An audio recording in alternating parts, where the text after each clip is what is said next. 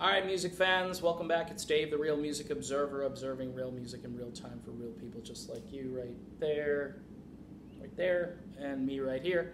Couple of housekeeping issues here. I'm getting complaints now about the black background in this whole setup. One of which was really sort of like, wow, somebody who had been watching me for a long time said they don't want to watch anymore, okay? I had complaints when I had the stuff behind me. I had complaints back at the old residence. I had complaints when I was outdoors because it got crazy and noisy and the sun was glaring. And I don't have a studio, folks. I don't. This is closer to anything as far as a studio so far. Okay, if somebody wants to give me money, you know, it's not a grant, but actually just give me money to create a studio, to build a studio somewhere off my house. That would take a lot of money probably, but if that's what you want to do, that's all I got. All right, so let's talk about Journey's chemistry and how it's changed. Early 80s, obviously the peak, the pinnacle of the chemistry, Perry's on board, but that chemistry has come and gone with lead vocalists. And sometimes a lead vocalist can spark the band to better things and to new heights.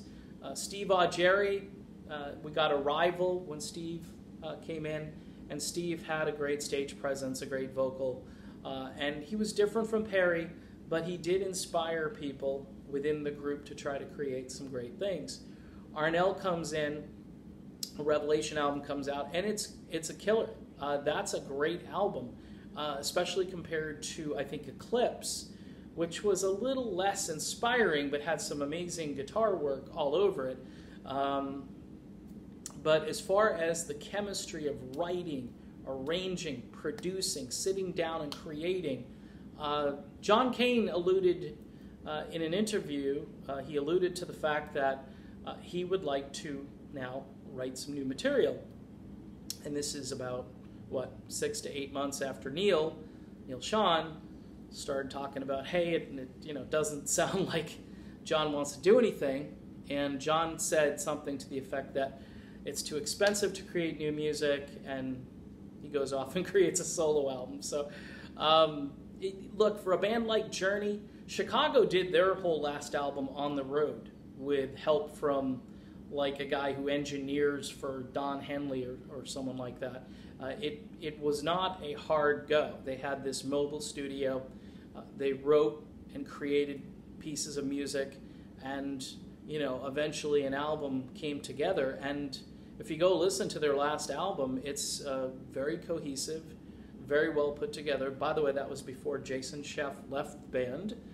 But I think Journey could create something very similar, and I think Frontiers would be your record label at that point to market and distribute your product. I think it would be huge over in Europe, and that's an Italian record label, so it's really not a hard thing to figure out.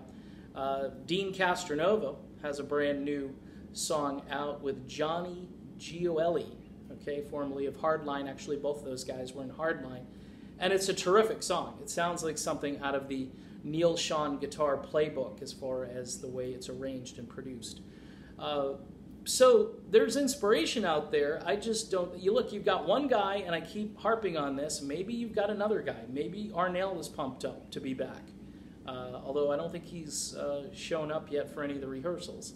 But you got one guy who's out there promoting himself, promoting his life story, which, by the way, for a lot of people is compelling, it's inspirational, it's interesting, but it isn't Journey, okay?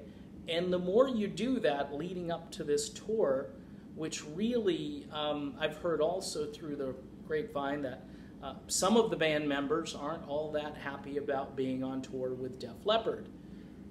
Don't know why. It's just maybe it's a taste thing. Steve Smith, I know, is basically there to cash a check. I know he's off the record saying some really crazy things about what he'd rather be doing. So with all that said, the chemistry in this band could be greater and better, but it's going to take some kind of personnel shakeup in order for that to happen. So if anybody's looking for like a revival or an 80s rebirth or anything like that, I don't see it on the horizon. Now, we may see a different version of something emerge by the end of the year, and I will keep you posted on that. All right, that's it for my video. Don't forget Patreon. It's only $1 a month. I lost my biggest subscriber, or whatever you want to call it, donor, patron, last week, and that was really devastating, but it was an integrity issue, and again, I try to keep this channel about the truth, and if somebody doesn't have a rebuttal to what I'm saying, and they keep sort of hollering and yelling louder about something that they believe that I know is demonstrably false, then I'm going to call them out on it, and the money will have to wait. So, but $1 a month is all I'm asking. I'm not asking for $100 a month. Just $1 would be great. All right, I'm done. I'll be back soon with kind of a video about what's happening here in the local music scene and my opinions on that. Talk to you later.